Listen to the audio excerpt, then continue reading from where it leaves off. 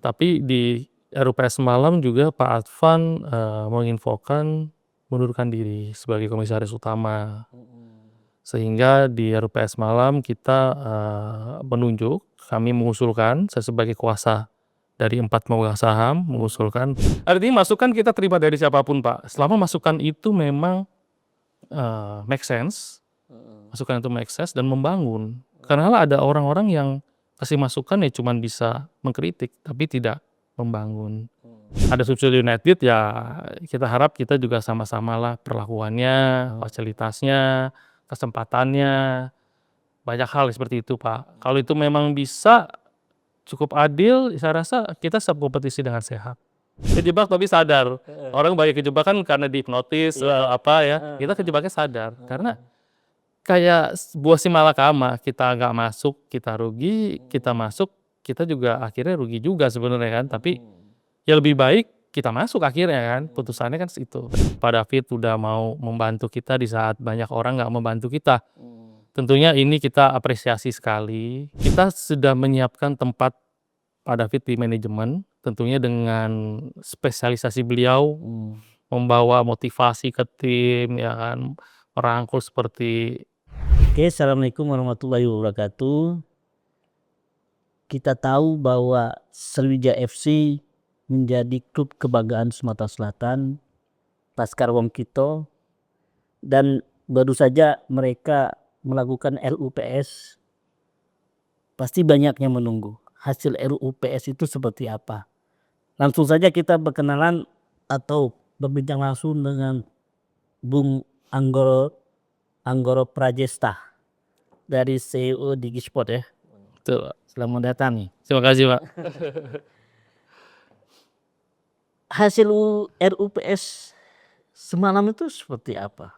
Ya, kebetulan ini masih ada sisa-sisa residu nih Pak, masih ngantuk Pak. Jadi malam itu kita sampai mungkin sekitar jam 12 malam, setengah 1 kita selesai. Ya agenda utamanya ya kita evaluasi, artinya kita evaluasi apa yang sudah dilakukan selama musim kompetisi kemarin, yang sudah berakhir, yang alhamdulillahnya kita bertahan nih Pak di Liga 2. Nah itu merupakan suatu ya apa ya,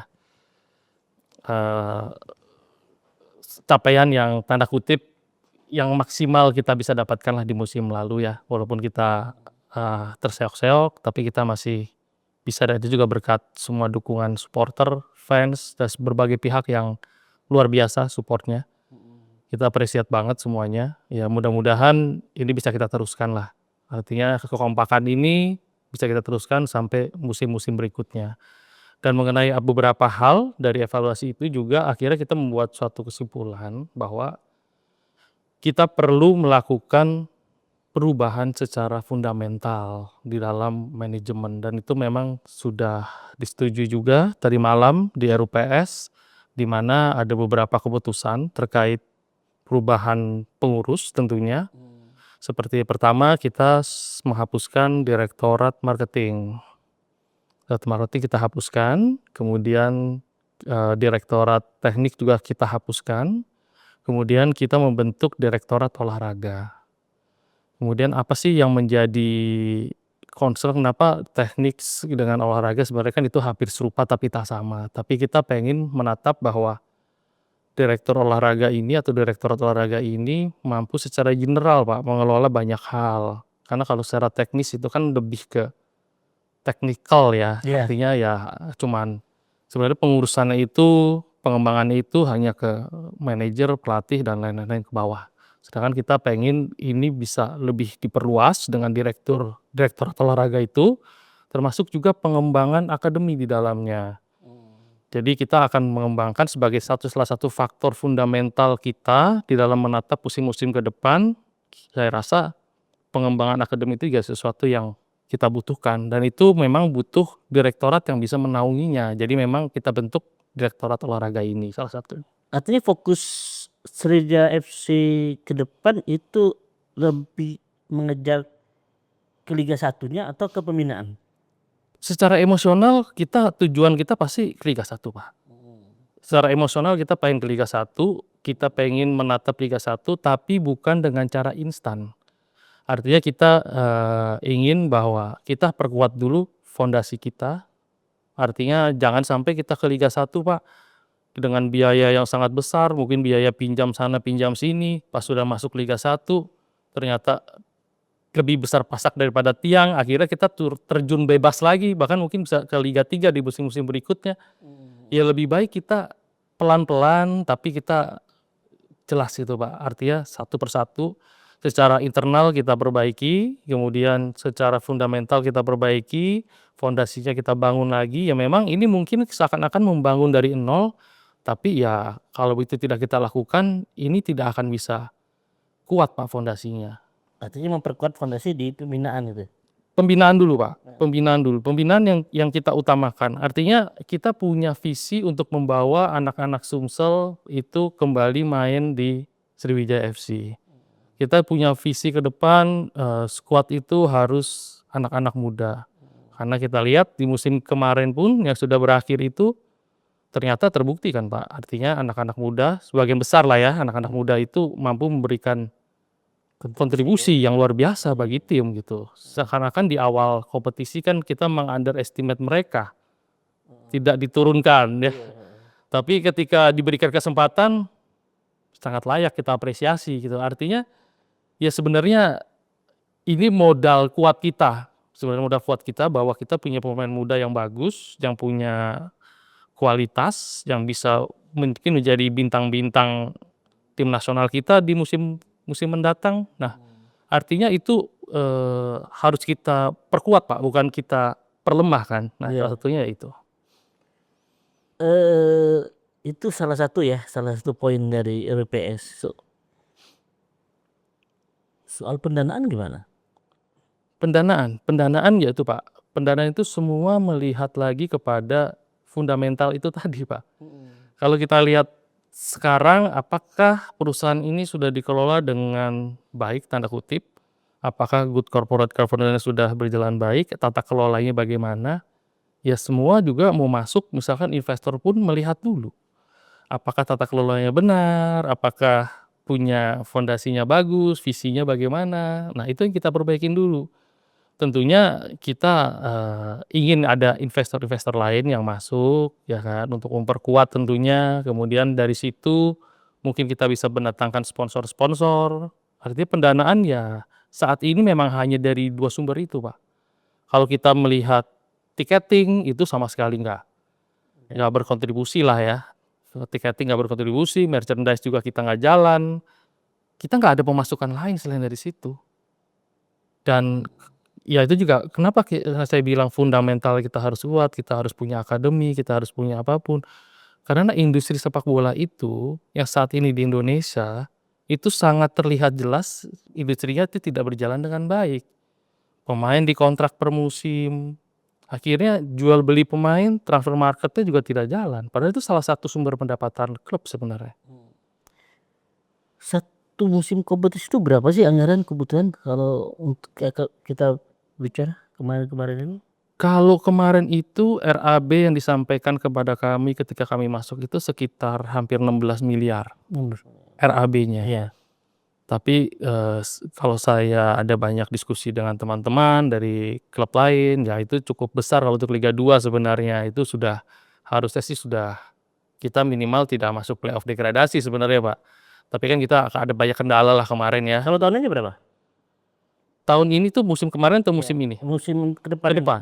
Musim ke depannya kita coba anggarkan itu maksimal 10 miliar, Pak. 10 miliar. Maksimal. Jadi 10 miliar itu kita maksimalkan lah. Tapi ini juga kita menunggu format kompetisi seperti apa. Artinya kalau format kompetisinya dirubah, biaya pertandingan juga akan bertambah. Terlebih kalau kita bertandingnya mungkin sudah ada isu-isu lah ya, ini kita akan bagi 2 grup, kemudian nanti ada 3 kali pertandingan home away, kemudian ditambah 1 pertandingan lagi, itu kan bisa away bisa home gitu ya, itu kan bisa menimbulkan biaya-biaya yang bertambah tentunya. Betul. Itu sama untuk biaya pemain juga? Maksudnya, untuk gaji pemain apa 10 M gitu? Iya, itu masuk biaya pemain. Ya kalau untuk biaya pemain itu yang kita coba terapkan adalah menggunakan kurva, Pak. Artinya pemain itu dari pemain rookie, pemain muda, pemain cukup senior sampai sangat senior. Artinya harus seperti ini supaya tidak menjomplang dari sisi budgeting. Jadi tentunya kalau pemain muda budgetnya kan sudah ketahuan lah, misalkan maksimum 10 juta misalkan per bulan, misalkan itu contoh aja. Ya itu kan jadi bisa ter-manage dengan lebih baik kalau kita menggunakan kurva, dan akhirnya kalau kurva itu bisa berjalan dengan baik, sebenarnya nge-blended-nya juga akan lebih bagus. Artinya nggak 100% semua pemain muda ya kan, nggak mungkin juga sebenarnya. Tapi kita akan buat menggunakan kurva, termasuk juga penggunaan pemain asing. Nanti kita sedang godok lah, kira-kira apakah benar kita butuh 3 pemain asing gitu, sedangkan 1 pemain asing itu bisa membiayai 4 pemain lokal sebenarnya, Pak. Iya. Ya, itu salah satu pertimbangan juga. Jadi kita akan pertimbangan masak-masak, termasuk juga untuk pemain asing. Jadi kita pokoknya konsep kita adalah menggunakan kurva tadi, Pak. Proyeksinya gimana untuk pemain asing? Hmm? Untuk proyeksi pemain asing apa masih memakai 3 pemain atau mungkin dikurangi lah? Itu nanti sedang kita list dulu, Pak. Kita list, kita juga sudah mulai bekerja me-list pemain-pemain, tentunya pemain yang kemarin yang kemarin cukup heroik ya membela kita tetap prioritaskan. Tapi kita akan listing lagi semuanya, artinya kita lihat juga dengan budgeting. Jadi kalau kemarin mungkin kita nggak lihat budget, ya pokoknya ada pemain agak bagus kita ambil ya, bagus ya kita lihat budget juga nantinya. Ya tentunya, artinya ya ini pun dilakukan di beberapa klub Liga 1 juga, Pak. Artinya ya ini sudah mulai dijalankan juga, karena kita harus menciptakan iklim industri yang sehat sepak bola ini. Jangan sampai semuanya jor-joran akhirnya nggak dapat apa-apa semua. Ini kayak predator pricing, Pak, jadinya kan. Kalau kayak di bisnis ya, jor-joran kayak dulu misalkan ada ojek online, Gojek, segala macam ya kan, jor-joran dengan diskon, kemudian diskonnya nggak ada, kemudian berpengaruh terhadap pendapatan. Itu merusak sebenarnya. Itu yang kita coba hindari harusnya.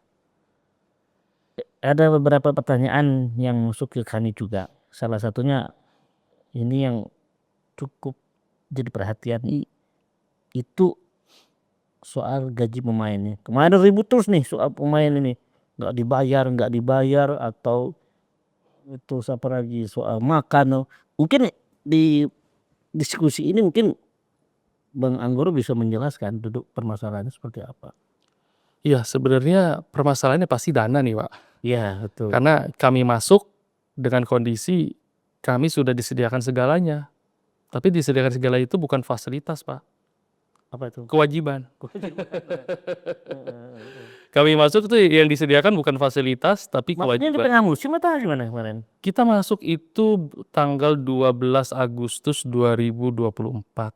Sedangkan TC itu 18 Agustus. Ya kita sudah lihat lah, awal September kan sudah mulai kompetisi. Jadi ya pelatih, pemain, penginapan, akomodasi semua udah siap, Pak. Enak kan? Masuk udah siap semua. Iya. Tapi tinggal bayarnya. Nah, gimana ceritanya itu? Iya, makanya jujur aja kami kaget, Pak, gitu. Kita kaget. Kita kan sebenarnya masuk uang itu dari 2018. Jadi kita ini memang masuk investasi ke dalam Sriwijaya itu bukan murni untuk menjadi pengelola sebenarnya.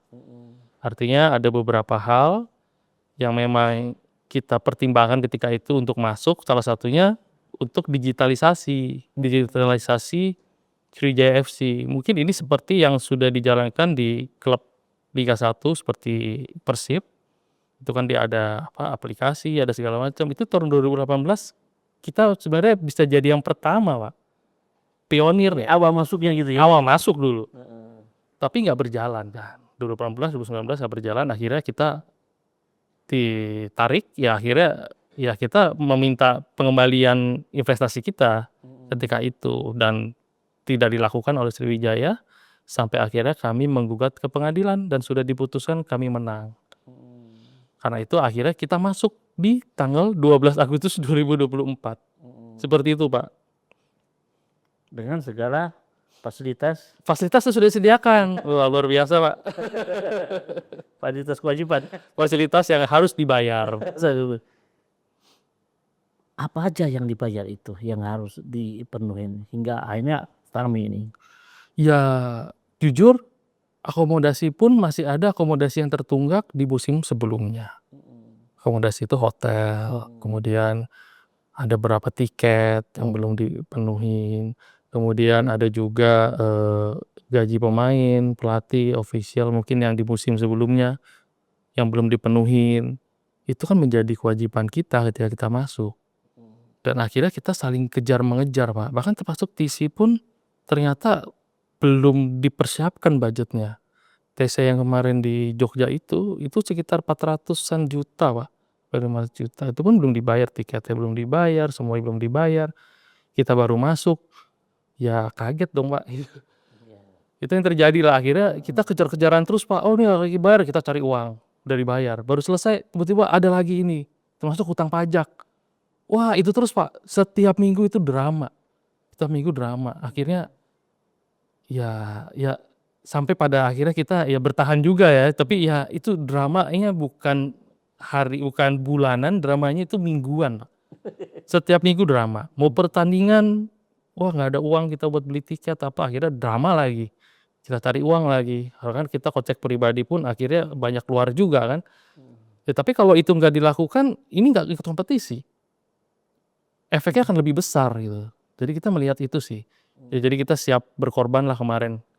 Cuman untuk yang ke depan ini ya mudah-mudahan berkorban tetap pastilah. Cuman maksudnya kalau Tapi asal tunggakan sama-sama tunggakan masih? masih, Pak. Masih ya? Jujur aja masih. Cuman ya kita coba, namanya kewajiban itu kan kita nggak boleh zolim lah. Jadi kita harus penuhin. Cuman memang nanti.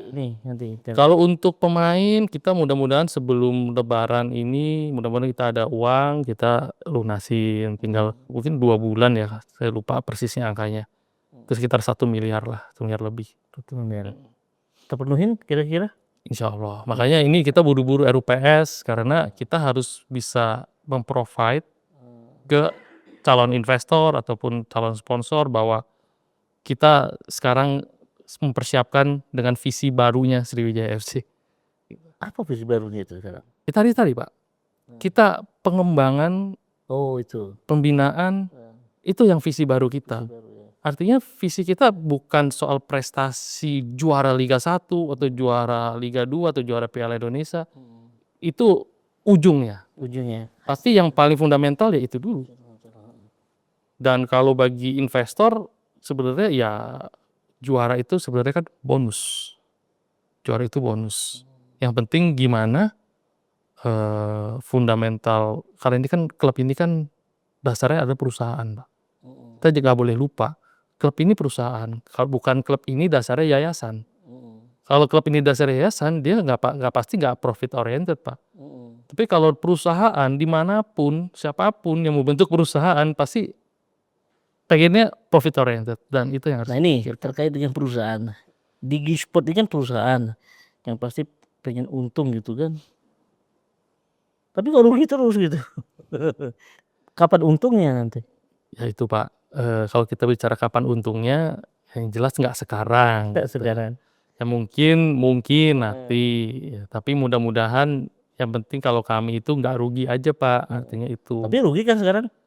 Wah, rugi dalam artian investasi itu kan ada nilai kapitalisasinya sebenarnya kan. Ada nilai kapitalisasinya yang kita rasa kalau tetap di Liga 2 ya kita nggak rugi lah, belum rugi lah. Tapi kalau kita masuk Liga 3 ya valuasinya kan jatuh, Pak. Itu masih kita rugi kalau dari segi valuasi ya. Ya bertahan di Liga 2 aja kita nggak rugi. Jadi artinya kita jaga itu dulu. Kalau kita naik ke Liga 1 ya valuasi kita naik, kan seperti itu, Pak. Artinya misalkan suatu saat ada yang menawar dengan harga bagus, ya kan kita juga realistis itu kan. Tapi kalau ditanya apakah sekarang, ya enggak juga kalau sekarang. Sekarang nggak ada juga, Pak, yang nelpon nanya mau beli. Kita ngemis-ngemis soal investor. Ya ini kan artinya keuntungan finansialnya belum kelihatan ya. Apa gimana nih? Keuntungan finansialnya apa? Apa jangan-jangan memang gila bola apa gimana Anggoro ini? Kalau rugi gitu. Apa memang kejebak ya? Ya kalau dibilang kejebaknya tapi sadar, Pak. Kejebak tapi sadar. Orang banyak kejebak kan karena dihipnotis apa ya. Kita kejebaknya sadar. Karena kayak sebuah simalakama, kita nggak masuk kita rugi, kita masuk kita juga akhirnya rugi juga sebenarnya kan. Tapi ya lebih baik kita masuk akhirnya kan, putusannya kan itu. Ya karena ya tadi itu Pak, karena kita itu masuk bukan keinginan kita untuk mengelola sebenarnya, tapi masuk karena ada Dewan Prestasi dari Sriwijaya FC kepada kami, terkait dengan yang tadi saya ceritakan mengenai Soal digitalisasi. digitalisasi itu. Karena awal mulai Digi Sport ini adalah anak perusahaan dari induk yang memang memiliki spesialisasi di digitalisasi sebenarnya. Termasuk saya memang bekerja di sana awalnya seperti itu. Sekarang memang sudah bukan bagian, tapi dulunya itu. Wah, Bang Anggora di SIF ini cuma cari makan. Itu ada pertanyaan juga. Tanggapan Anda gimana? Siapa yang cari makan, Pak? Nah, makanya saya tanya, bisa dijelaskan? Kalau dibilang cari makan, malah kita yang kasih makan, Pak. Nah, dia pemirsa, Iya, gimana? Ya, bisa. iya kembali lagi kita masuk dengan tadi yang saya ceritakan dikasih fasilitas yang luar biasa, tapi itu fasilitas yang harus dibayar. Nah artinya kami pun, saya pribadi pun, saya nggak digaji Pak. Iya. Sepeser pun nggak ada, saya terima uang dari Sriwijaya. Hari ini aja saya tiket ke sini saya beli sendiri Pak, nggak ada disiapin sama klub, nggak ada. Bahkan kantong pribadi kita keluarin. Ya cuman saya believe lah, saya percaya bahwa ini bisa making money lah nantinya. Ya mungkin di awal kita berdarah-darah, mungkin di akhir kita bisa mendapatkan hasil. Ya itu ya anggap aja saya juga investor aja begitu Pak. Investor aja ya. Menjawab menurut saya kan. Tahu, Pak? Balik lagi ke soal RUU-EPS. RUU-EPS itu juga kemarin siapa yang ikut di RUU-EPS itu siapa aja? Ya kemarin saya membawa 4 kuasa pemegang saham. Itu setara dengan 56% lah ya kurang lebih. Kemudian Pak Lutfi membawa kuasa dari Pak Asvan, itu sekitar 22%. Jadi tadi malam alhamdulillah kita quorum, artinya kita bisa menghasilkan banyak keputusan penting Pak, yang fundamental tadi itu. Tapi di RUPS semalam juga Pak Advan menginfokan mengundurkan diri sebagai komisaris utama. Sehingga di RUPS malam kita menunjuk, kami mengusulkan, saya sebagai kuasa dari 4 pemegang saham, mengusulkan Pak Alexander Ruski sebagai komisaris utama, dan disetujuin. Termasuk juga kami mengusulkan untuk wakil komisaris utama adalah Gus Adin.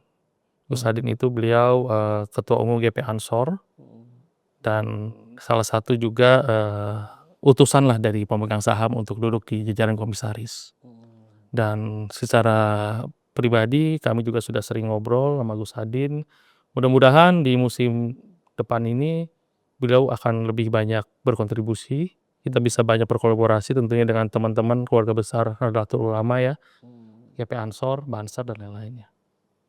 Jadi tambah warna lagi gitu ya. Tambah warna.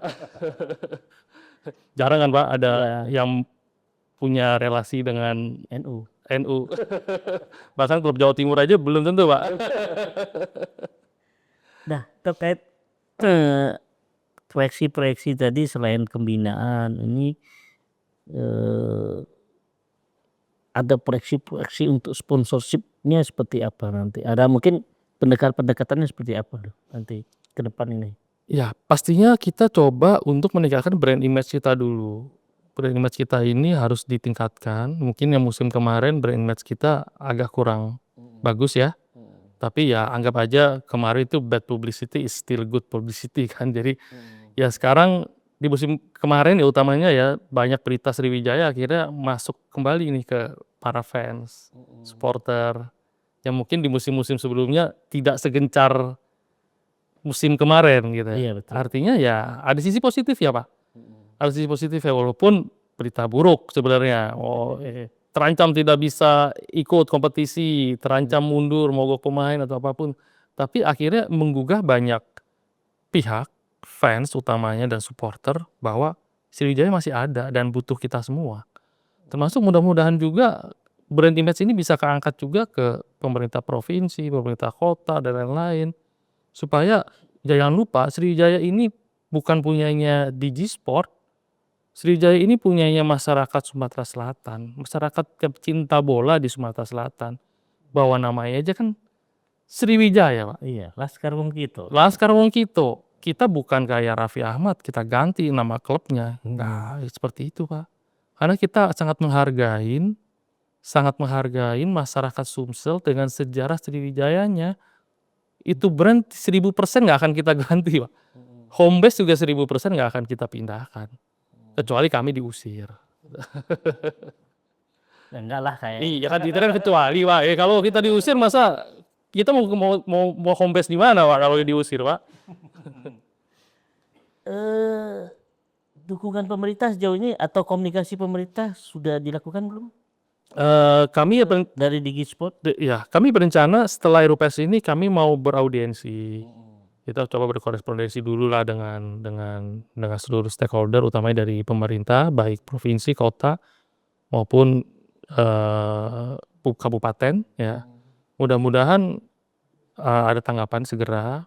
Karena jujur aja, bagaimanapun juga kita tidak boleh memutus komunikasi dan silaturahmi. Karena seperti tadi, Pak, saya bilang nama kita ini Sriwijaya, bawa nama besar Sumatera Selatan. Jadi ya, ayo kita bicara deh, kira-kira diskusi nih, kira-kira baiknya gimana, Pak, ke depannya. Satu lagi, ini Bang, soal pemain. Proyeksi pemain ke depan gimana? Ada perubahan tidak nanti? Atau nanti sebagian besar yang mau dihabisin gimana? Ya, kita sangat ingin pemain kemarin yang sudah bertahan sampai akhir musim, sudah berjuang dengan darah, tanda kutip ya, keringat, air mata yang luar biasa, kita ingin pertahankan, Pak. Cuman kembali lagi, kami akan negosiasikan dulu, Pak. Artinya, ya kembali lagi soal budget ya, Pak. Ya kalau kemarin mungkin budgetnya tadi misalkan 10 juta, kemudian untuk musim kompetisi depan minta 30 juta, kan kita juga perlu bicara, Pak. Iya. Artinya kita harus rasional juga. Artinya agak bisa emosional yang dikedepankan, rasionalnya dibelakangkan. Kita harus balance kan. Kita emosional dan rasional harus balance. Kalau memang masih pas dengan budget sesuai kebutuhan tim, kita pasti prioritas utama adalah pemain sebelumnya. Yang ada sekarang ya. Yang ada sekarang termasuk pemain pinjaman mungkin yang kemarin kita pinjam, Iya. mungkin kita akan coba permanenkan. Sekarang berapa pemain yang ada? Kan sempat tadi ada sampai isinya sampai 15 pemain ditinggal. Sekarang total berapa?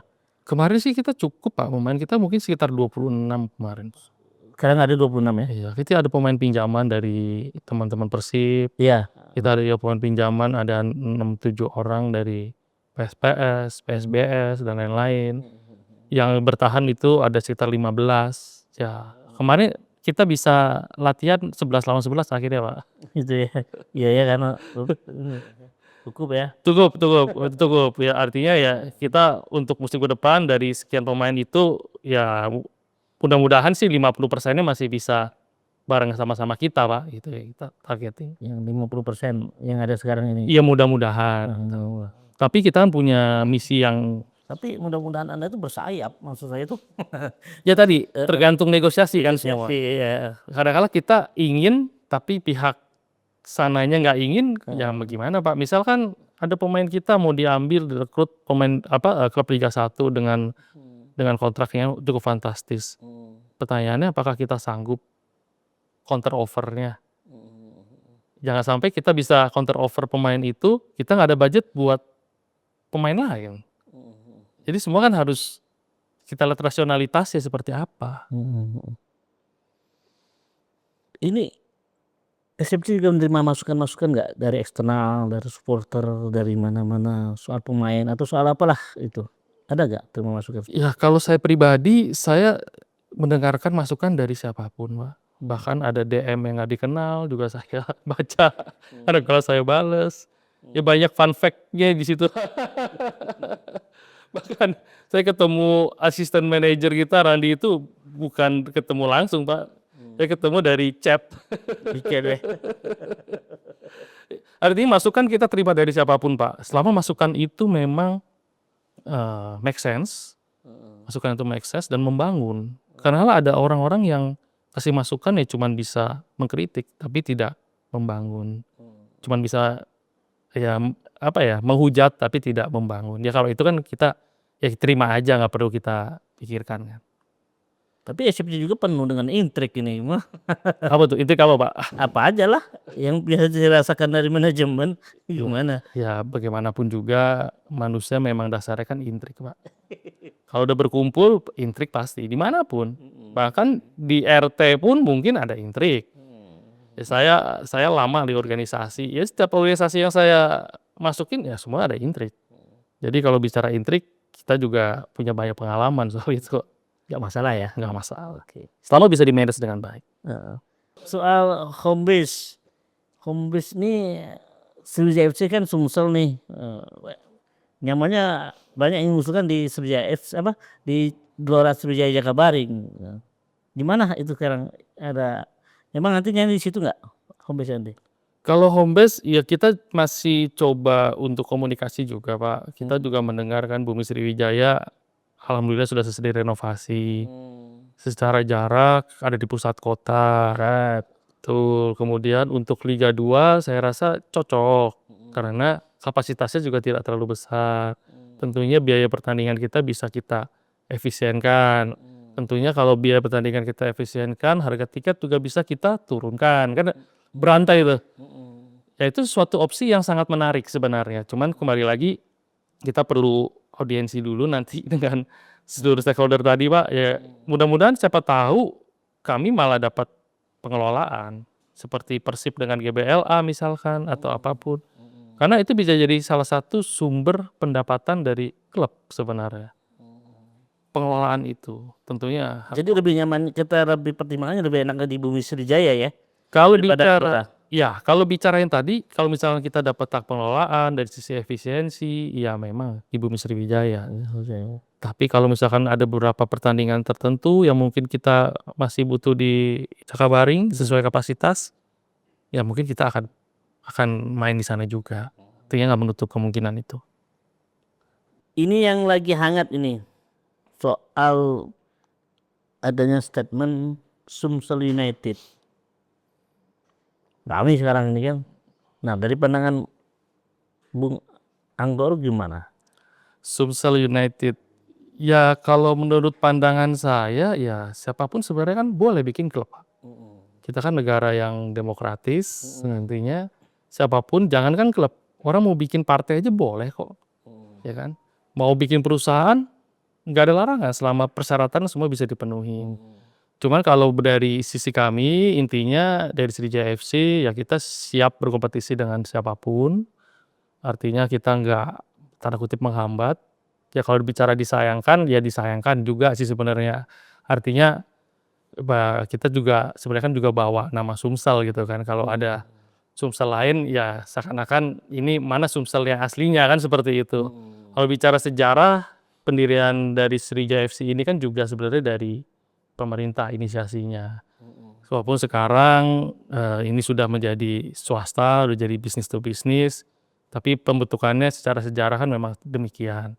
Artinya ya kalau memang suatu saat mungkin Sumsel United itu berdiri ya dan difasilitasi oleh pemerintah provinsi, ya tentunya kami juga ingin fasilitas yang sama Pak. Iya dong Pak, kan kami sama bawa Sumsel. Iya ya. Ya artinya kalau misalkan mau punya istri 2 ya dua-duanya kan harus adil Pak. Itu sih harapan kita ya.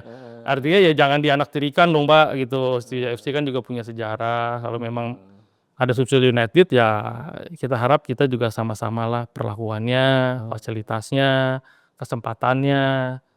Banyak hal seperti itu Pak. Kalau itu memang bisa cukup adil, saya rasa kita siap kompetisi dengan sehat. Tambah satu lagi nih Bung Anggoro. Ya. Ini soal ada nama-nama baru yang masuk nih. Masuk juga ke saya juga ada Bung Muhammad Yasser, mantunya Pak Herman Deru, kemudian ada Bung David, Ketua Askot PSSI Palembang dan beberapa nama lainnya. Masuk dalam pertimbangan juga nggak Sebagai? di manajemen SFC? Pastinya nama-nama itu masuk nominasi kita, Pak. Dan ada beberapa dari nama itu yang memang kita sudah siapkanlah tempat buat beliau-beliau itu untuk bisa mengisi pos-posnya, supaya kembali lagi kita kan konsisten untuk siapapun yang mau membantu, kita selalu open. Artinya yuk sama-sama kita bawa lagi Sriwijaya FC ini berjaya seperti dulu, bukan dengan mungkin ada kubu-kubuan atau apa, tapi kita bersatu semua. Karena ini kan semua buat semua, artinya dari semua ini nanti buat semua masyarakat Sumatera Selatan juga. Posisi manajer gimana? Nah ini Pak, ini juga yang kemarin kita bahas bahwa perubahan fundamental ini termasuk terjadi di posisi manajer. Kita lihat di musim-musim sebelum-sebelumnya, posisi manajer ini terlalu overload, Pak. Semua hal ada di bawah kendali manajer. Di satu sisi mungkin ada plusnya, tapi di sisi lain banyak minusnya. Dan belum tentu semua orang akan kuat, Pak. Kalau misalkan kayak tadi saya cerita, biaya pertandingan tidak ada, itu yang cari manajer, Pak. Sampai urusan mungkin makanan, laundry, itu yang tanggung jawab juga manajer. Artinya nih manajer udah jadi kayak apa ya, kayak super manajer gitu, Pak. Bukan manajer aja. Jadi kita untuk di musim Joker lah ya. iya, ngelakuin segalanya. Bahkan mungkin direksinya ya udah tinggal taruh nama aja kita semua kan. Semuanya kerja manajer, dan itu yang terjadi di awal musim juga kan. Yang kerja semua manajer. Yang lainnya nggak bekerja optimal. Itu yang kita tata. Artinya kita kembalikan bahwa esensinya Sriwijaya FC ini kan adalah PT. Jadi secara PT, fungsi-fungsi itu kita kembalikan sesuai job desk dari susunan direksi. Kita kembalikan, ada yang nanti ke direktur keuangan untuk budgeting, ada yang nanti ke direktur olahraga untuk pemilihan pemain atau apapun, ada yang nanti ke kompetisi, direktur kompetisi untuk mendampingi tim. Jadi ini akan kita pecah semua sehingga manajer di musim depan adalah manajer teknis. Dia yang menjembatani antara struktur kepelatihan dengan direktur olahraga atau saya nantinya. Artinya secara teknis dia akan mempunyai visi bermainnya seperti apa. Kemudian itu yang akan dituangkan ke head coach. Itu seperti kayak di Eropa mungkin ya. Artinya manajer yang fungsinya sekarang nggak ada lagi, itu gimana? Posisinya tidak ada, tapi menjadi ada di beberapa fungsi lain, Pak. Seperti itu. Terpecah berarti ya? Kita pecah. So. Kita pecah. Jadi memang ada beberapa fungsi yang mungkin tadinya ada di manajer, kita buat fungsi lain di direktorat lain, Pak. Seperti itu. Ini banyak pihak, kemarin ada nama Bung David, Muhammad David, itu kan kemarin digembar-gemborkan sebagai manajer, salah satu manajer. Masihkah dia? Untuk Pak David, ya saya dari awal saya orang yang welcome beliau duluan, Pak. Bisa dicek lah ya, saya yang menyambut beliau bahwa terima kasih banget Pak David udah mau membantu kita di saat banyak orang nggak membantu kita. Tentunya ini kita apresiasi sekali, dan perubahan ini juga bukan karena Pak David ya, artinya memang kita sudah menyiapkan tempat Pak David di manajemen, tentunya dengan spesialisasi beliau, membawa motivasi ke tim, ya kan, merangkul seperti Bapak Asuh, ya itu fungsi yang sangat krusial juga, Pak, dan itu nanti akan ada di manajemen nanti. Apa? Kita tempatkan beliau nanti mungkin di asisten direktur kompetisi, Pak. Asisten direktur kompetisi. Betul, direktur kompetisi yang tugas utamanya adalah membawa tim, tanda kutip itu membina tim, memotivasi tim supaya kita achieve target kita nantinya. Ya ini lebih banyak non teknisnya lah. Kalau manajer yang tadi yang teknis itu kan lebih banyak teknisnya, ini yang non teknisnya begitu. Jadi kita pecahin seperti itu. Kalau Pak Muhammad Yasir? Pak Muhammad Yasir saya cuma baru dengar melalui media, Pak. Jujur saya secara pribadi belum kenal, tapi saya secara pribadi juga ya ingin banget kalau misalnya Pak Muhammad Yasir bisa bergabung ke manajemen, ya kita sangat welcome. Artinya ya kembali tadi kita selalu konsisten, siapapun yang mau membantu, yuk sama-sama, itu aja. Tinggal disiapkan jabatannya ya. Ya kita open for discussion lah. Kira-kira beliau pengen berkontribusinya di mana, kita juga belum tahu gitu, Pak. Baik, kami akhiri dengan ucapan terima kasih.